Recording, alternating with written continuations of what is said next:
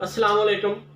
Office में काम करने वाला हर तीसरा आदमी ये समझता है कि आलू की चिप्स वाला ज्यादा पैसे कमाता है। अगर वो बिरयानी का पतीला लगा ले किसी सड़क के किनारे तो ग्राहकों की लाइन लग जाएगी। कुछ का ख्वाब बन गया है कि यार चना चाट में बड़ा पैसा है।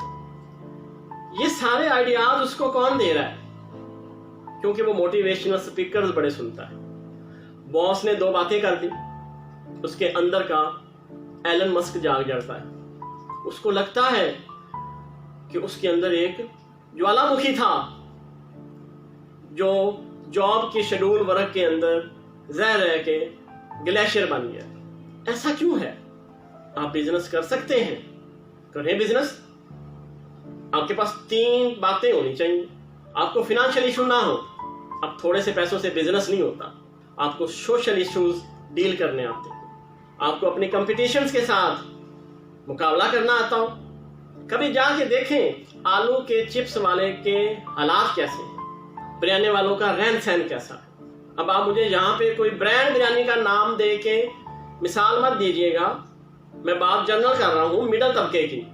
हम अपनी जॉब को क्यों कोसते हैं जबकि यही हमें रिज़्क भी देती है और सोसाइटी में हमें स्टेटस भी देती है। तो मोटिवेशनल स्पीकर सुन के आप उस पर अमल करके देख लें, आप फ्लॉप हो जाएंगे।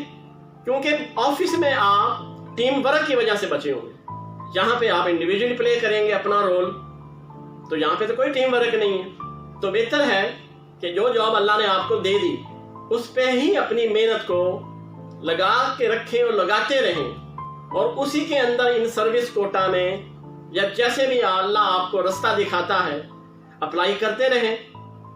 और एक वक्त आएगा कि आप काफी ज्यादा अच्छे स्टेटस के ऊपर बैठे होंगे।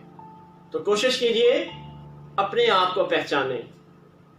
बातें सुन के उसको खुद पर मत अप्लाई किया करें। वीडियो देखने का शुक्रिया।